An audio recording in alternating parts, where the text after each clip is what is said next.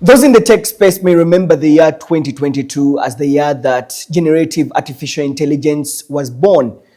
As we advance into 2025, technology is changing, including text to image, where you can just feed the system with text and it can generate something that appears real.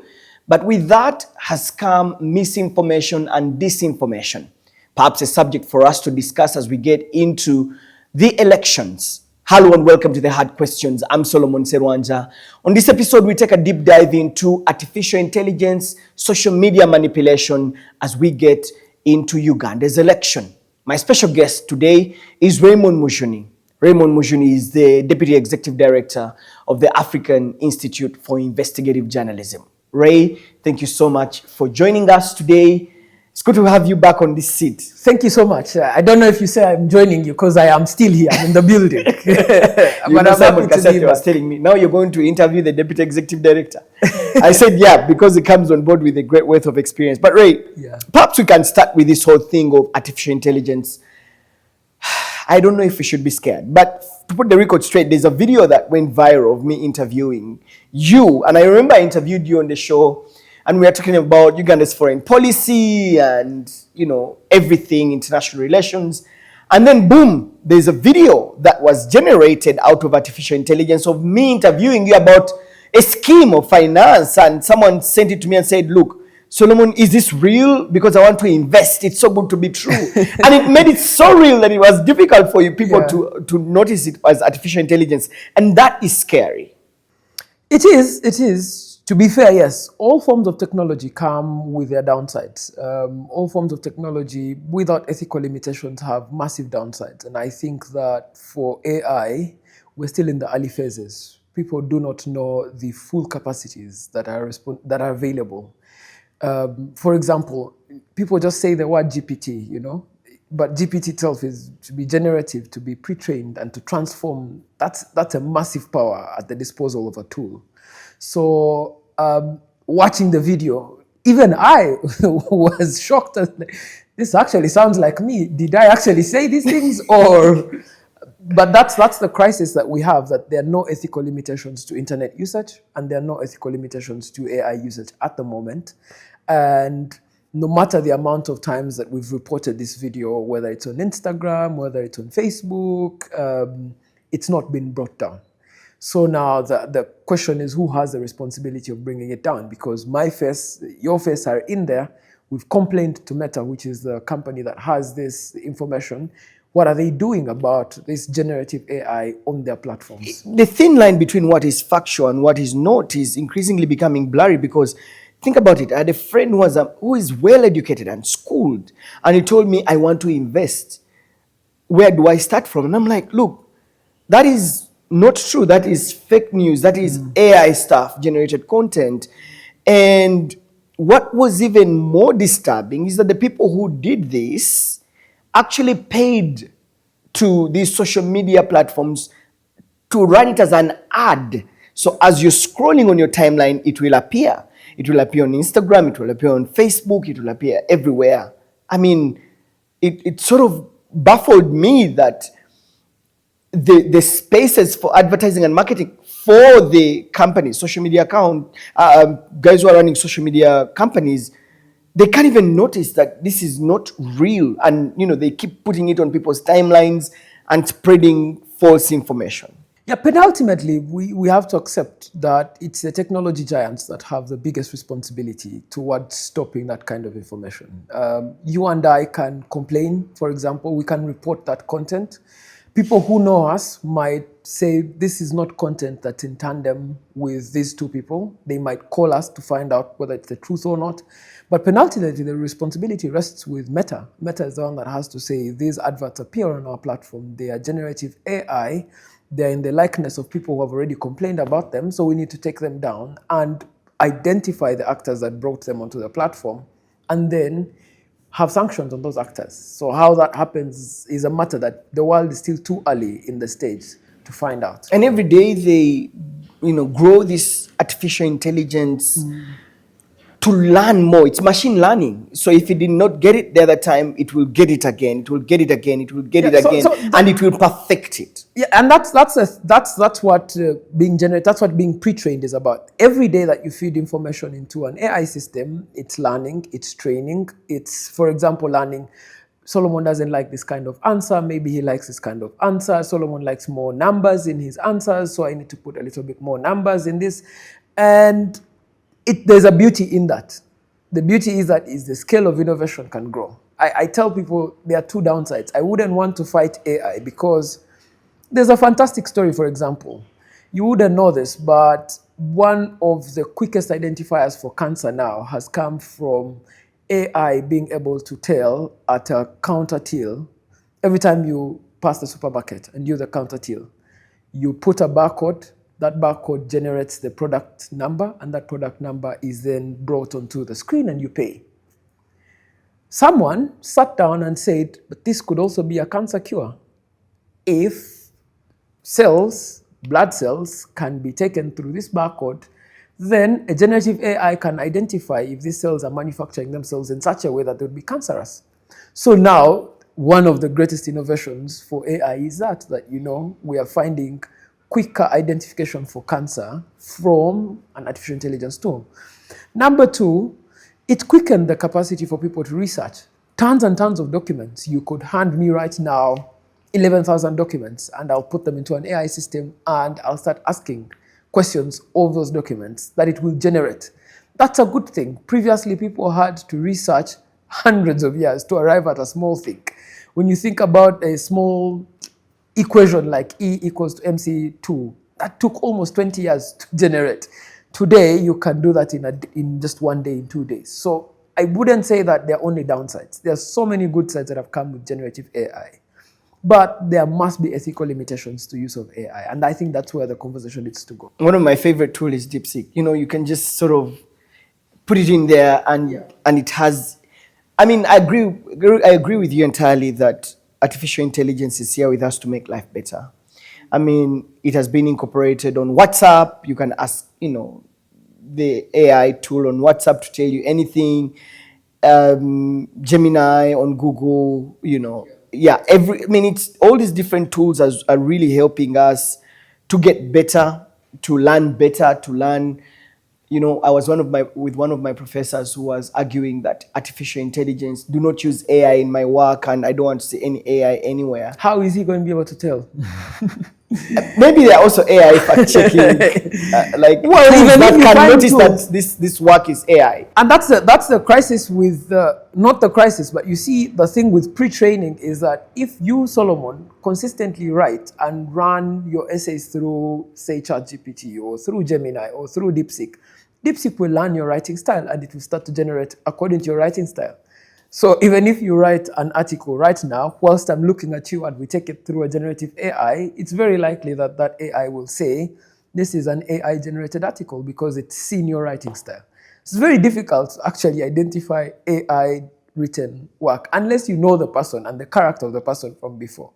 Yeah. I have this funny video of Mwai Kibaki where he says, you cannot be clever all of a sudden. So if you have not been clever, you can't all of a sudden get clever. And I think that's, unless you know a person from before and say, this person is not capable of producing this kind of content, then that's when you start suspicions for AI. But it's very difficult to tell.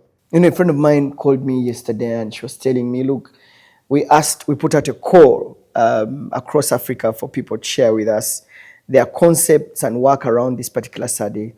And she said, most of them, about 90% of the concept notes that are shared were all generated with AI. And we're thinking, so where is the authenticity? And so we're debating whether they should really read these concept notes to the detail and sort of assess them, or should they just rubbish it because it's not their original work? You know what I mean? So I think that those conversations happening in the spaces of research, in the spaces of knowledge generation.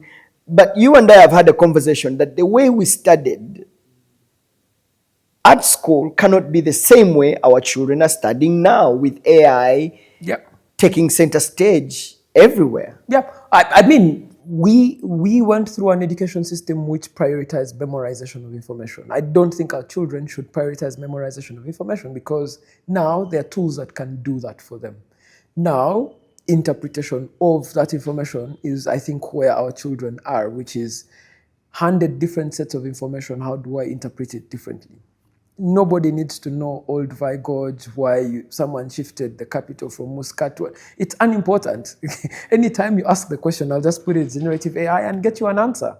But the thing is, the interpretive element is what is important. How do you use the information that you get out of the AI system? And I think that's where the discussion needs to be, on the ethical limitations. What are the ethical limitations? Are AI companies, for example, able to say, if someone generates a concept note of AI, shall we maybe bookmark it? Shall we watermark it and say this is an AI-generated concept, so that it's easy for someone to tell that, this is generated? But again, like I said, we're in the early stages. The problem with an early stage of a technology is we do not know which side to go. But when Facebook had just come, we were all excited about the ability to connect with your friends daily on this platform. It's grown so much. Now it has algorithms, it has different kinds of content, and we are nowhere near understanding the capacities that it delivers. If you and I, for example, right now are talking about ChatGPT, you open your Facebook, you're very likely going to see an advert of ChatGPT, and the question is, how do you know that this is what I want? But that's the thing, like, we're in the early stages, and because of the early stages, there's a lot of experimentation. That experimentation is from both good actors and bad actors. Some of it is from good faith actors who do not know that that could become a bad actor syndrome. One of the stories in life, in history, is the nuclear weapon. The people that created the nuclear weapon didn't intend that it would wipe out all of mankind. But now that we have a nuclear weapon, the way it's used is different. We have achieved world peace by people knowing that if you send a nuclear weapon, someone will send another one back, and you will distract yourselves. So in the early stage, it's accepted for experimentation. But also in the early stage, I think we should find ethical limitations. I think that the companies that are doing the generative AI, the companies that are profiting off of it, should spend a lot more time on the ethical limitations and how to train these tools to be more ethical. Well, they're actually training these tools to get better at Yes. it. Every single day, machine learning improves. Big tech companies in Silicon Valley and across the world are investing a lot of money in improving their artificial intelligence, to an extent that right now, most of the videos that you watch on your Instagram threads, adverts, are generated by artificial intelligence. There is the text to picture, text to video, that they just sort of feed the text to the tool, and then it generates a video, and then this video is actually shared. And this is where we are right now. It's improving, it's getting better and better and better every day. Do you worry about the future on innovation, creativity of the human race as artificial intelligence takes center stage in our daily lives? I mean, people are on different sides of the debate on this matter. I am a perennial optimist, so I start off from saying this is a good thing. It could be used for bad intent, but it's a good thing. For example, I pride myself. The text to video, for example, I sometimes these days ask, how can you please recite this Plato philosophy using Plato himself? And it gives my child this visualization that they didn't have before, because they learn best by visualization. So there are many good things that could come out of generative AI. Many, many good things. And we need to focus on the good things that can come from it. But speaking of the good things, have you watched this NAS Daily? So there's this guy who generates content using AI, online, and he takes you back in time for you to see it. He sort of like condenses the book, like you're saying, and he walks back in time in history to use AI to generate these videos, and it appears real, like he's in the center of Pharaoh's, pyramid, and takes you ages back to help you learn better. I love that. Yeah, concept. So those are good uses of of AI systems. For example, sometimes when I have like multiple articles to read, I love listening to Morgan Freeman's voice. So I take them and say, okay, can you recite this as Morgan Freeman's voice? And I have my earphones on and I'm listening to like 17 articles using Morgan Freeman's voice. That helps me internalize those articles better. Now, there might be bad actors who might use that differently. Someone might use Morgan Freeman's voice and send it onto WhatsApp and maybe try and con people using it. It doesn't take away that it can be used for good, but there might be bad actors. And I think regulation is a space where these things would happen. Regulation. The crisis now with regulation is we don't share values across the world. We don't share context and history. What regulation might look like for Uganda might not be what regulation looks like for Rwanda. It might not be what regulation might look like for Kenya. And I think that's where we need to have more harmonized conversations on, can these platforms have individuals who are representative of their communities so that they have these conversations on regulation? Yeah, but doesn't it start, and I mean regulation, doesn't it start with the tech companies? There are global conversations on holding tech companies accountable for regulation, and pushing back against sort of fake news. I mean, Grok, for example, developed by Twitter, is an initiative to sort of like try to debunk fake news and misinformation, and it will tell you this is an AI generated image.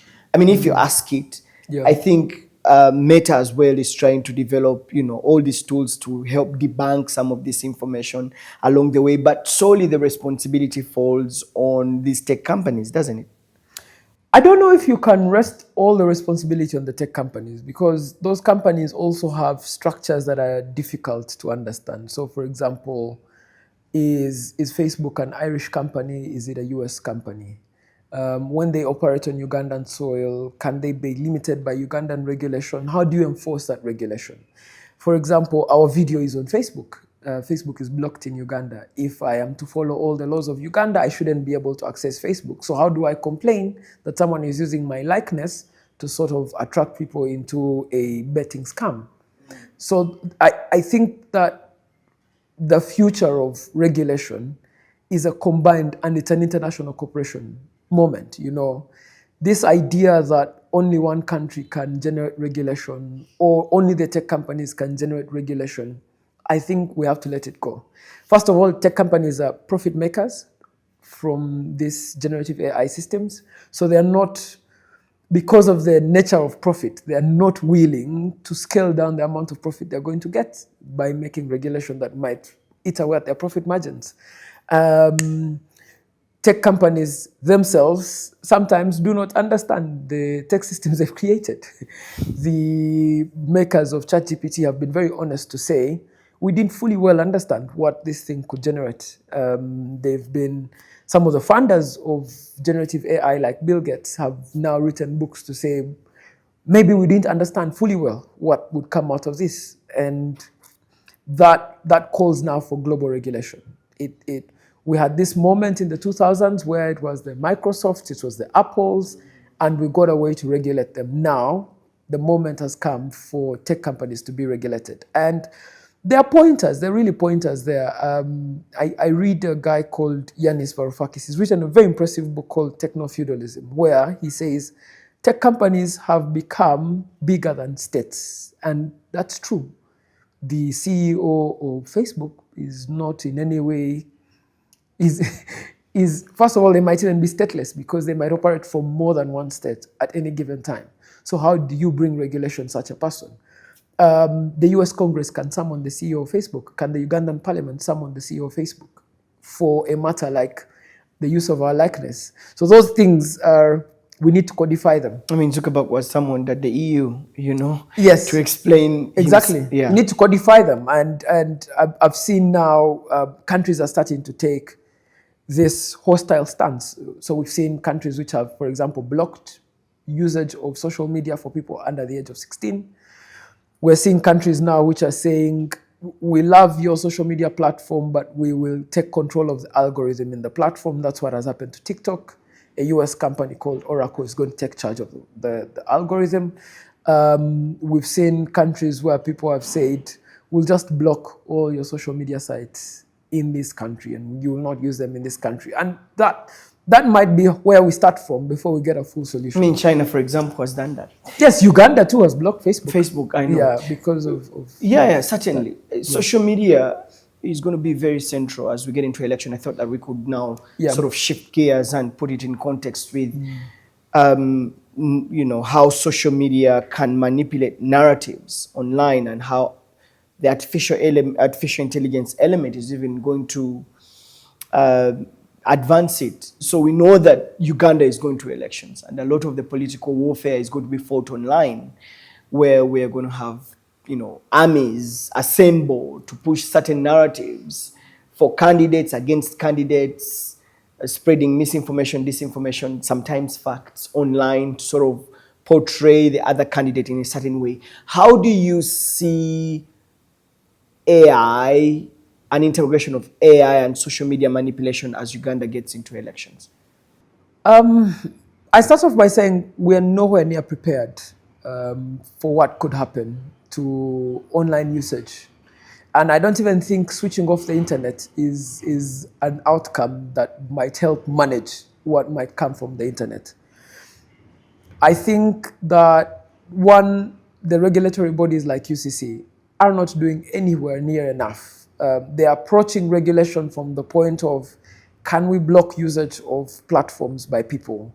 Or can we institute sanctions on people? But those things do not actually produce good information use.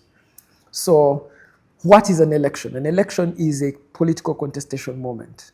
As a political contestation moment, people get into tribes, Some people are red, some people are yellow, some people are blue. And because they're in tribes, they start to consume information that appeals to their tribe. It might be very hard, for example, to tell someone that someone in the red camp is capable of saying something that might impact you positively in the yellow camp, simply because of the polarization that the internet will create.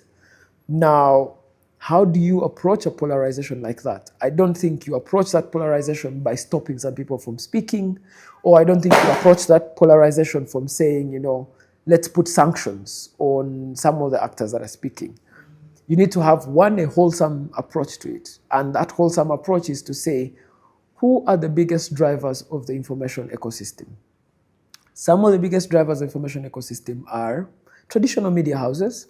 We have big influencers on social media platforms who might be TikTokers, Facebookers, who might be on X, and genuinely approach them in good faith to tell them that there is a community, and that community needs to be protected through this period of intense political competition. Many times, political competitors do not understand that countries live on beyond their political competition. Who wins the election doesn't mean Uganda will go away. I mean, if Museveni is defeated in the election, Uganda will not go away, it will remain. If General Muntu becomes president of the country, Uganda will not go away, it will remain. The problems that are facing the Museveni government will face whichever government is going to come next. If you become President Bobi Wine in February next year, you will have to appoint a UCC ED. The problems the UCC ED is facing right now will not magically disappear because you become president. They will be there. So you have to take this communal approach to it and say, how do we communally approach this high, intense information environment? And one is good faith from political actors. Good faith means, how do we compete on these platforms? If I have a message to pass along and I can pass it along with bots, is the message factual? Is it accurate? Why am I having to use bots for this message to get along? Can we then agree that in the information ecosystem that we remove bots? But how do we remove bots? How do we identify accounts that are inauthentic in their behavior and accounts that are authentic in their behavior? These are the conversations that someone at UCC needs to have. These are the conversations someone in the Ministry of ICT needs to have. But they need to take a wholesome approach, not a partisan approach to them. And it's going to be very difficult as AI comes into the picture. I mean, artificial intelligence can, you can create an account and it has authentic behavior. It writes in a certain way, it produces content in a certain way, and therefore can be able to push narratives in a certain way depending on how you're actually training it to do it. and you don't have to really work around it. Yeah, and also like the tribes, the nature of tribes forming on the internet is already clear. There are political competitors for whom the election is a referendum on justice. Can there be equal and fair political competition for all parties involved? Other people have said this is a referendum on the economy, that can we now probe whether this economy is growing? Is it growing enough? Is it distributing enough? Those tribes are going to boil down to abusive content. The closer you get to the election day, the more that it will get abusive, the more that you're more likely going to see people acting off of that. Now, there are moments in history that should cause us to stop and reflect. The shooting of Charlie Kirk should be a moment for us to stop and reflect. It's a moment far in time. It's in the US, which is nautical miles away from us. But this is someone who held opinions that people felt were divisive. And someone felt the only way to confront those opinions was through the use of political violence. But even back closer to home, we have people on TikTok who are being arraigned in Entebbe Magistrates Court and detained.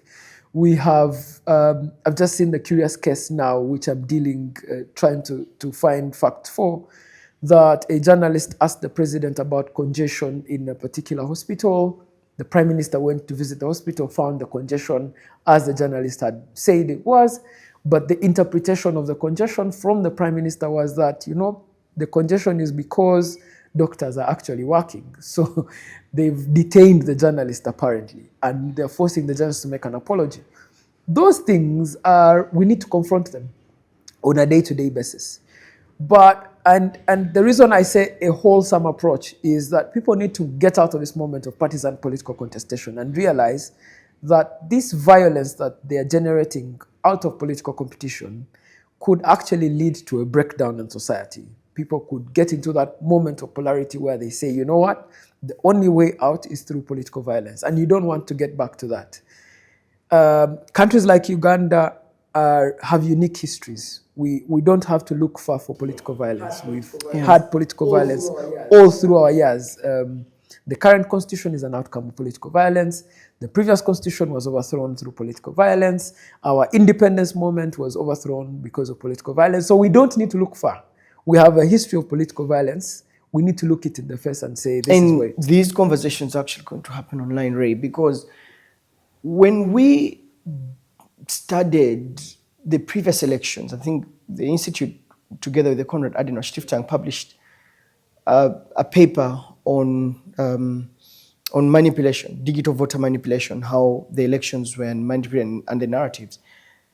It's going to be interesting to watch how social media is going to be used or is going to be manipulated as we get into elections, especially with AI. You're most likely going to see videos that are going to come up done by AI. You're going to see pictures that are not real, but done by AI to portray a certain candidate in a certain way. We remember then there was, Robert Chagulanyi being portrayed with, the LGBT community, that some of it was fake. There's pictures that happen in the Rwandan genocide, finding themselves onto the Ugandan social media platforms as being committed by the regime. There's a lot of information that came up that wasn't real, and it could even get worse this time. We're going to see, artificial intelligence generated images, videos to push a certain narrative by an army. And so I think I wanted you to speak to that, and perhaps how can we support our audiences to sieve through these narratives, because people are going to push narratives and they're going to push them at every angle, whether using AI, and the thin line between the truth and what is false is going to continue, becoming thin, that you cannot see what is true and what is not. I think you have to start from the optimist point. And the optimist point of view is that access to information is a good thing. If you are the president of a country, people need to access information on what you're doing for them to be able to judge whether you are a good president or not. If you're an opposition candidate opposing a candidate, people need to access information on your manifesto to know these are the areas of agreement, these are the areas of disagreement. Access to information in itself is not a bad thing. It's a very good thing. Now, that access to information might determine behavior. And I think that's where the political competition is a problem, that contenders in the political space want to determine behavior of the electorate, and they think that using or manipulating information might do that. But there are also offline things that then make it hard for you to have online engagement. If you arrest and detain members of a specific political party, it makes it harder for them to engage with you. It makes it harder for them to see you as a good faith actor. If you appear in speeches mocking and abusing another person's family, it's difficult for that person to contend with the fact that you could be a good faith actor on something else. And those, I think, are the problems, that there are not enough citizens who are stepping up to tell people in political competition that, look here, this country lives on beyond you. You have your moment of political competition. We might agree on some things, we might disagree on some things, but can we at least agree to have a country beyond this intense moment of political competition? And those good citizens need to be on both sides. So you need to condemn kidnaps, you need to be able to condemn political violence, but you also need to have the political courage to condemn abusive language and how it is used in political contestation. Condemning it doesn't mean that there should be legislation against it. It's just that this is abusive language. If you use it, the behavior you're going to get from the person that you're abusing is different. But now, for political violence, that must be legislated, because that's action now. Someone might abuse you, but if you slap them, then you've acted and you've caused them harm almost immediately. So there should also be, we already have legislation against that, and there should be sanctions for kidnaps, for detentions beyond trial, detentions without trial. We should have a functional society. But we only achieve that by being in the middle, and this is where I think it gets harder. It gets harder because there is just a mass of content that we are consuming that gets us into different tribes. You don't know this, but for example, an algorithm. If I am an NRM supporter, and all I'm talking about on my social media account is protecting the gains, how the economy is growing, good roads, guess what happens? The algorithm starts to feed you with people who are saying these same things as you're saying. So you get into this echo chamber and bubble where you think your viewpoint is the only existing viewpoint on the internet. Then on one random day, you will interface with content that you don't agree with. And then, because you have different echo chambers, that moment is a moment of violence. It's a moment of intense violence. So people need to be able to see and know that whatever my political persuasion, my opponents in the political space are not adversaries. There are people who wish for the same things. There are people who wish for a good Uganda. We may disagree on the method to get there, but they wish for a good Uganda. And that good faith then allows you to act across the aisle. But there are also things on which I think we should be non-partisan. The rule of law, we can't afford to be partisan on it. The rule of law must work. Divisive political messaging, there should be non-partisan approaches to things like that. We come from a community of different ethnic persuasions, different tribal persuasions. If you have divisive political messaging, despite the fact that it might be lawful in language, it has the actual net impact of causing conflict in those communities. So how do you approach it? How do you address it? Those are good faith things that people in the middle should be able to say and do. And for me, the biggest worry is because of the polarized nature, and that polarized nature has narratives to support it, people in the middle are being drowned out. Increasingly, being seen as being a centrist is the same as being seen as condoning injustice or being seen as not speaking up enough against abusive political language. So we have the far rights and the far lefts. I wouldn't put it in that term, but yes. Well, that's in it, the West, because that is the term they're using. I mean, if you're looking at polarization, yes, we will have the far rights and the far lefts, and finding yourself in the middle, you could either be seen or you're supporting this other or the other. Yeah, it's very hard, and narratives have already been built. It's very hard to convince a member of the NRM, for example, that they're good faith actors in National Unity Platform, because they will say, look at this abusive language that they're using. Look at what they're doing. Look at what they're saying about us. And it's hard to convince a member of National Unity Platform that there might be good faith actors in the NRM, because they say, How come there are all these kidnaps, the tortures, the arrests? How come they're not speaking up about those? So, again, if you have non-partisan issues on which members of different parties can speak with one language, then you get closer to the center. And Raymond, this polarization will be witnessed very clearly through narratives pushed online. Exactly. There is no doubt that the narrative build-up already shows that we're heading for a very polarized election. There are some people who think that the economy has functioned well, and that we are getting into a lower middle income. That's a matter that everyone should celebrate. There are people who've been locked out of that economy who don't see a thing to celebrate. There are people who, for 5, 6, 7 years, have endured kidnaps, torture, detentions that you cannot tell an economic conversation if they cannot stay alive. So those narratives have already been founded in actual basis of fact. Is it a fact that Uganda's economy is growing? Yes. Uganda's economy is growing at 5%, 6%. It's a fact. Is it distributing to everyone? Maybe not. It's possible that it's growing, but it's also possible that it's growing for a few. That could be an actual point that someone can put across and say, thank you. You're factual when you say the economy is growing, but it's not growing enough for all of us.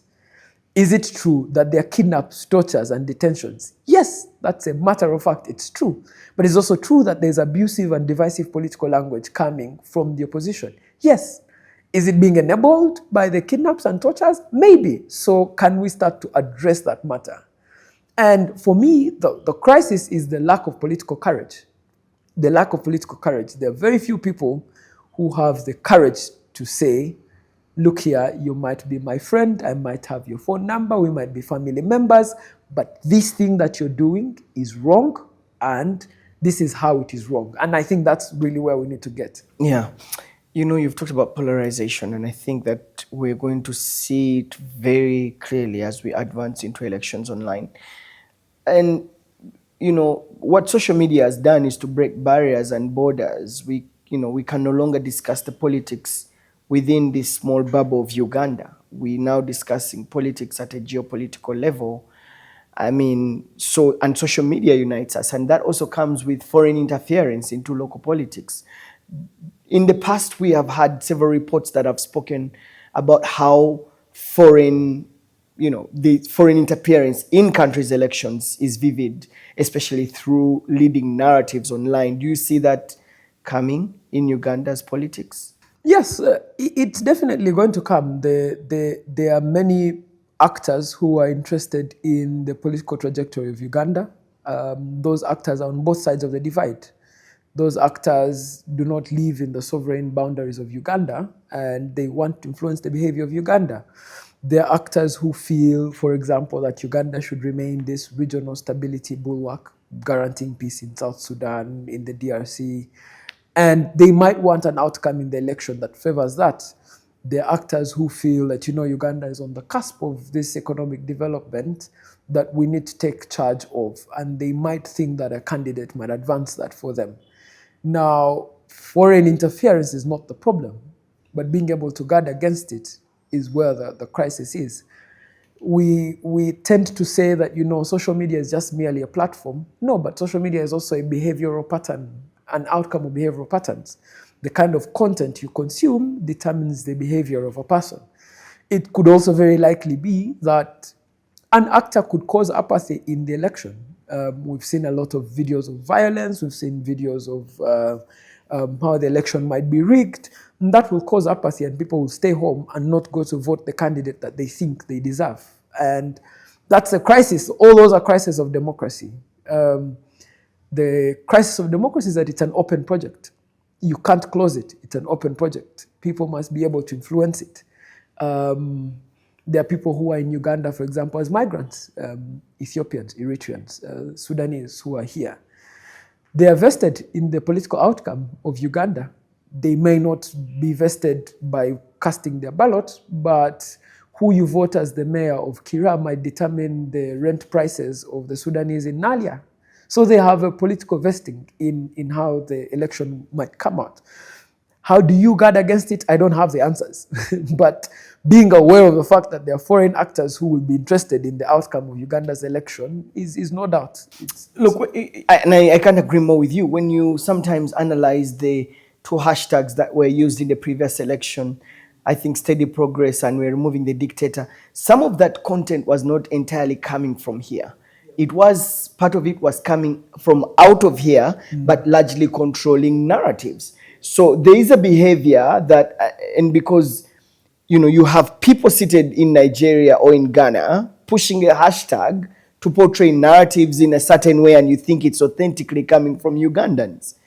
Yeah, so that's again a crisis, both a crisis of evidence and a crisis of fact. There are many Ugandans, for example, who live in the diaspora. They have political persuasions and they might act like that. There are many Ugandans who live in Uganda, but because of the political environment we have, they will switch on their VPN when they're tweeting. And once you switch on your VPN, your views are recorded as views from the country in which the VPN has located you. But there are also bad faith actors who run bot machines and sit in a room and say, can we run this bot empire that will influence the outcome of people? Cambridge Analytica did that for the Kenyan election, and they were able to portray one of the candidates in the election as a violent candidate, as a candidate who's not interested in peace, as a candidate who's not interested in progress. And the outcome was that voters in their ethnic community stayed away, apathy. Other voters showed up to stop that from happening. So people study cognitive behavior off of social media use and then try and weaponize that against the country itself. And this is why I'm saying the UCC is not doing enough. You need to do enough in terms of cognitive behavior. How are people behaving off of the content that they consume? How might people who consume TikTok content that has a particular hashtag, how might they behave? And how can we start to influence those people in terms of their behavior? Again, like I said, unfortunately, Uganda wants to be a democracy, lives as a democracy, and that's an open project. As an open project, you can't stop people you think are bad faith actors from acting. Neither can you stop people you think are good faith actors. Both of them have to give them a platform to act. People are the ones who have to make the choice and say, this is not content I want to consume. So if you have more people with political courage standing up and saying, I believe in your ideas, but this messaging is wrong. If you have more people saying, I believe in your ideas, but why are we the ones that are sending soldiers to pick up people? The ability of those people to stand up and say, there must be a basic minimum in which our politics operates, those are the people that will save us. Interesting. How does foreign interference portray itself in defining a country's democracy? So one, there are two things that have been happening on the global scale. One of those things is that democracy has been in retreat. We're at this moment post the 90s where democracy was established in many countries. Elections became the vehicles in which leaders were chosen. There was mass innovation, and then it became a self-fulfilling prophecy that, voters will always pick the best leaders available to them. And voters would then consume information from different leaders and be able to make their choices. Over time, people learned that we can influence the information that voters consume. And some of these were bad faith actors like Cambridge Analytica starting in the US election. They were like, we can segment communities and see what kind of information they consume and use algorithms to dampen their mood. Now, that's how foreign interference has traditionally been spread over, that someone may not necessarily say keep people away from the voting day, but someone might say, can we increase the messaging of violence around this particular hashtag closer to the election? So that the more that people see violence and associate it with a very particular political grouping, then they're not likely going to show up to vote for that particular grouping. Remember, there's already studies that are established. For example, vulnerable communities are most likely not going to vote candidates that they think might lead to violence. So those candidates may not be violent, may not have strategies for violence, but because people have gotten their message and linked it to violence, now those candidates cannot detach themselves from the political messaging coming out of their camps.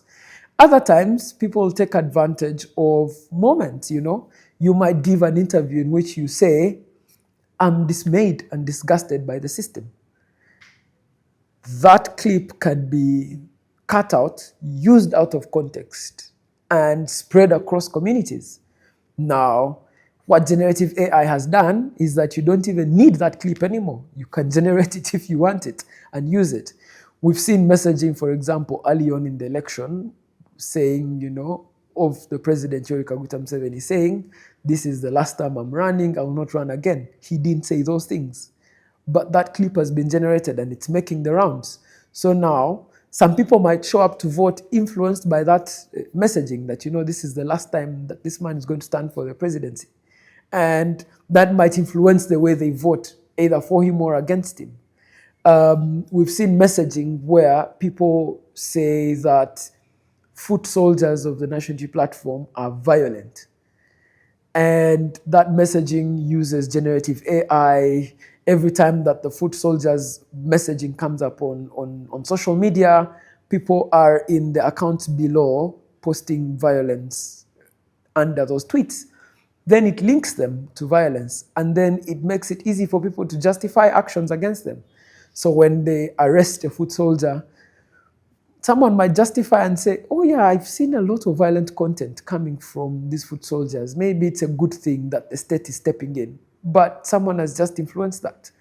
It's also that these narratives impact on the key decision makers. So in the ecosystem, there's you and I, but there's also the IGP. The IGP consumes information of TikTok, of Facebook, of X, and we do not know what the man is consuming. We don't. And yet, you and I can consume that information, be angry, go to bed and sleep. He might consume that information and act on it and tell police units to act in a different or certain way, which might influence the outcome of an election. So again, there are many areas of influence. There are many areas in which an election might be hijacked. And one of the best ways is to increase information about ways in which that election could be hijacked. But I will insist again, one of the better ways is to create basic minimums below which you cannot go. Say, I disagree with you, but I will not allow for you to be kidnapped. Or I disagree with you, but I will not abuse your mother or your children to make a political point. And that's the way we grow. Yeah. No, you see, while you're speaking, I'm thinking, so who is going to be monitoring AI and social media as we go through the electoral processes? I think that journalism is going to play a very key role in fact-checking and putting out those nuances and warning people about what really is true. You know, such narrative, such conversations should go on to say, look, let's debunk this image that is going viral, or this video of Museveni saying is not going to be running. Who is going to do that? I think that is one of the key issues that we have to answer. There have to be very strategic interventions for key actors. So those key actors might be influential figures like police commanders and the like, newsrooms. There have to be strategic interventions. We've been beating our heads over this for the last 3 years. Newsrooms are nowhere near equipped to deal with fact-checking. One, they're critically understaffed. Journalists are lowly paid, low-resourced. 3, they are overworked. You're not going to ask a journalist who's come from covering, they were at Bobby Wine's home at 6 a.m. in the morning, went with him to the nomination, went with him to his rally in Natete, finished and came back to the newsroom, filed a story, and they're going home at midnight, but you've seen a non-factual piece of information, and you ask them to come back into the newsroom. The newsrooms do not have those systems inbuilt right now to do efficient fact-checking. Even the skill set. Yes. I mean, it takes really someone who is skilled to... Yes, it's going to take strategic interventions from people who wish good for democracy, from actors. I think UCC, Ministry of ICT, democracy, faith actors, all of those have to get into the room and say, how do we have strategic interventions that are designed to make this thing work? Unfortunately, some of the divisive rhetoric is coming from people who would otherwise be in positions that are of influence, where you know some of these interventions need to come from. So we've already seen, for example, weaponized narratives now. Media houses are being weaponized, that one media house belongs to one camp, the other media house belongs to another camp.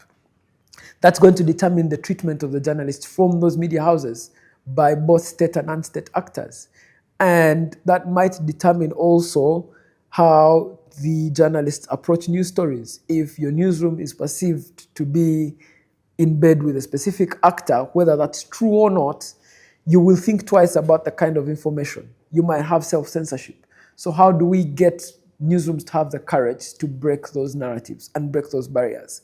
It's also that we need to identify the sources of these narratives and tackle them head on and say, this particular narrative is being driven by this person. What might you be benefiting from spreading this narrative? And that's going to be done by key influential figures. It's going to be done by researchers. It's going to be done by political actors. And unfortunately, that's it. Yeah. Yeah. Wow, interesting. As we close, Raymond, I wanted you to share some, like maybe 2 or 3 tips on supporting the audience to just do some basic fact checking, right? How do you tell an AI generate? How do you study these, narratives? Don't just consume content. There must be a reason as to why you're consuming this content. How do you tell that this is an AI generated video, this is an AI generated picture, the content beyond just the hashtags? Can we read beyond the messaging? Which tips can we share with the audience, the public out there? I don't know if I have tips. What I have is questions. So for me, normally, the best way to fact check is to start by asking questions. And one of the key questions is, why might this information be appealing to me? Like when you're scrolling Twitter, there are so many tweets, but there's one tweet you'll stop at and say, hey, I need to see this tweet. I probably need to retweet it. And one of the questions is ask yourself, why might this information be appealing to me? And by asking yourself that question, you're able to step out of your tribe. Now, by tribe, I don't mean your ethnic tribe, but I mean your digital tribe. So offline, for example, I am a Mutoro. Anything that comes out of Toro is appealing to me simply because I belong to that tribe. I have an ethnic attachment to it. It's a base identity for me. In digital tribes, people also have base identities. You might have a base identity where you say, I believe in fairness and justice. So every time you see content that appears to either advance fairness or justice, you might be willing to retweet it. Every time you see content that doesn't advance fairness and justice, you might be forced to engage with it. Now, that is a key question of why might this information be appealing to me? The second thing after you step away from that is to ask yourself, is this information in fact true? So that might be, check the Twitter account. If the Twitter account says this information has come from Mujuni Raymond, is this actually Mujuni Raymond's account? Or is it another person's account? Is it someone masquerading as Mujuni Raymond? Someone could add an A to Solomon Serwanja and have an account and use it in different ways. So ask yourself, is this actually actual and factual information? And then after that, ask yourself even the important question of, if this is factual information, who might benefit from seeing it? If the person that might benefit from seeing it is one person, then maybe send that person the message in WhatsApp. Because the more you retweet this content, the more it goes viral. Now, people have learned to weaponize algorithms and say, use them both for or against actors. You might be a good faith actor and say, I'm anti-injustice. And then someone sends to your Twitter account particularly information that riles you up. And their intention is to get you angry enough so that you act, so that they can justify a response to your actions. So now, that person is waiting for you to act. But if you remain angry and not act, they can't justify their actions. So you need to also be politically alert to say, why might I be seeing this particular information over and over again? Why might it be the one that's occurring over and over again? But also, the final tip is to please beg our politicians who are in the political competition to accept that there's a basic minimum. There's a country that lives on beyond them. There are people in this country who have lives beyond political competition. Political competition is not the end of political ideas. You might be defeated politically, but your ideas could succeed. Justice is invaluable for society. If you don't campaign for justice, the day injustice is visited upon you, you will learn the value of justice. So people need to get to that basic minimum where you say, I expect to be treated at this basic minimum all through the time, whether my views agree or disagree with the person. It's also that to appeal to people who are in different camps and say, there are genuinely solutions that are going to come from both camps. There are people who will agree with solutions from different sides of the camps. That doesn't make them bad people, that doesn't make them endorsers of crime and what. These are just genuinely people who might say, okay, this is a violation of a fair trial, and Ugandans deserve fair trial. If someone says Ugandans deserve a fair trial, that doesn't mean they don't agree that the economy is not growing. That doesn't mean that they don't agree that that the government's not doing enough. Other times it's just messaging. I had this exchange with Abdul Katuntu on Capital Gang, where I was telling him, I don't disagree that the government has had all these initiatives to try and alleviate people out of poverty. What I don't agree with is that those initiatives have taken people out of poverty. Yeah. So yes, the government is acting, but its actions are not producing the results that are required. And that is a loop, a communication loop, where someone says, yes, you might be acting, but the way you're acting is not producing the results that I want to see. And I tell people sometimes, particularly people in political competition, please become soccer fans. Because when you're a soccer fan, you learn the value of defeat. I support a team that perennially defeats other teams, also loses some matches. We have a good team. It's the best team on the field. But sometimes you get beaten by a team that's not a good team. Does that mean that our team is bad? No. Does that mean that that team is better than us? No. It's just that there were moments in time when that team played their good game and they won over us. And for me, those things they're invaluable. They're really invaluable. You're talking about teams, and I thought I would engage you my last question. Because, you're an international relations expert. The world will be focusing on Uganda as we go into elections. You are having the global west or global north, whatever, and then we have the east and west. And with the east, I'm looking at the EU will be watching these elections. The Americans will be watching these elections. The Chinese on the other side will be watching these elections. The Russians will be watching these elections because of the so many things that are happening. What do you think we need to pay attention to at the international scene? We have the Americans and the EUs that so much push for against human rights violations, key tenets of democracy and good governance. You have the other side that really doesn't care about your democracy, Russia and China. They're so much into growing, investing into the economy, and they're into, doing business and, trade and all that. It's interesting just to get your views on what do you see. These are not two sides of a coin. It's more complex than that. And for me, the first thing is to say Uganda is a sovereign country. As a sovereign country, we pick and determine countries that we can engage with. At the moment, we've agreed to belong to the United Nations, so we engage with almost all the countries that exist in that ecosystem. There are about 193. We might get different incentives from different countries, and the way we behave towards those countries is different. Now, this election is a moment for internal political competition to determine who will lead the state of Uganda. The state of Uganda is the one that engages in these international relations. I don't think that the global attention to elections is as pronounced as it used to be before. So it's very likely that the attention to the Ugandan election may not be that high. We've seen elections that have happened, for example, in Malawi. There's very little attention to that election. It's ended. Almost no one is paying attention to the election in Tanzania. Even Ugandans, for whom the biggest pipeline is going through Tanzania, are not paying attention to that election. There's a Kenyan election which is coming up and which is shaping up very fast. There is a foregone election in South Sudan which hasn't happened. No one is paying attention to that. So it's very likely that the attention to the Ugandan election may not be as high as it used to be before traditionally. Now, also, it's important for Uganda to say, what values do we want to espouse in an international system, and who might we look at for those values, or who might we engage to share those values with? I think that from where I sit, I think that Uganda has to be very careful about who they pick on as their allies. They also have to be very careful about the idea, this Cold War idea that you only have to belong to one camp. We are a young country, we are landlocked, we are growing very slowly. We need economic incentives.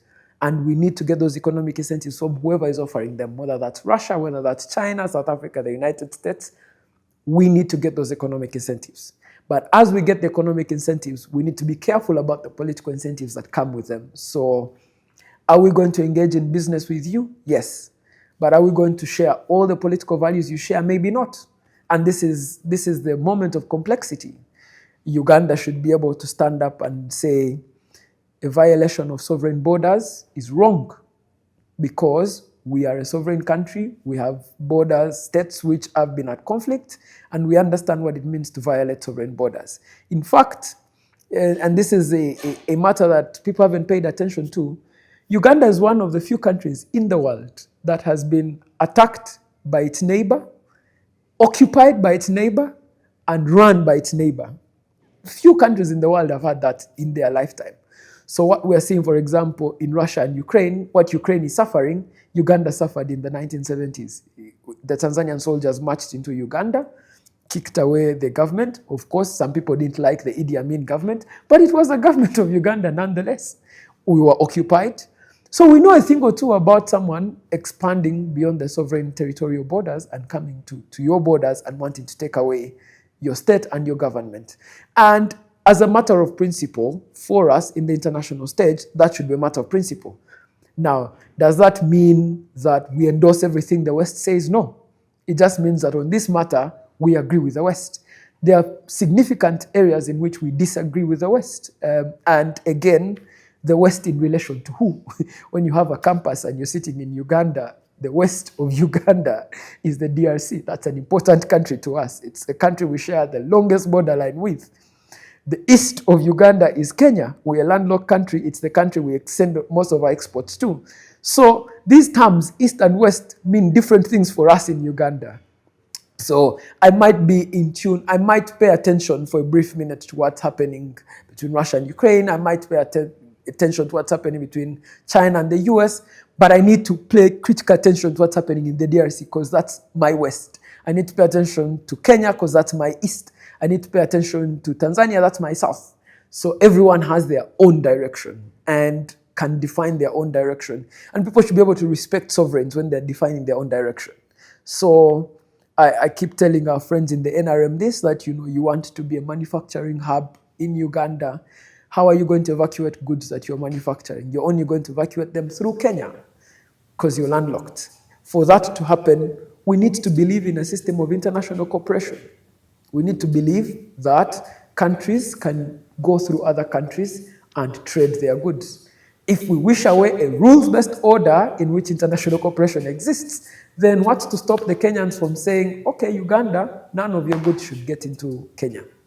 So that's the reason why, we need to engage this from our own little sovereign borders and say this is what we believe as Uganda and this is what we'll go with at the international stage. We don't have to be bullied by anyone. I mean, people try and bully us on the international stage from both sides. We don't have to be bullied by anyone on the international stage. Yeah. Okay.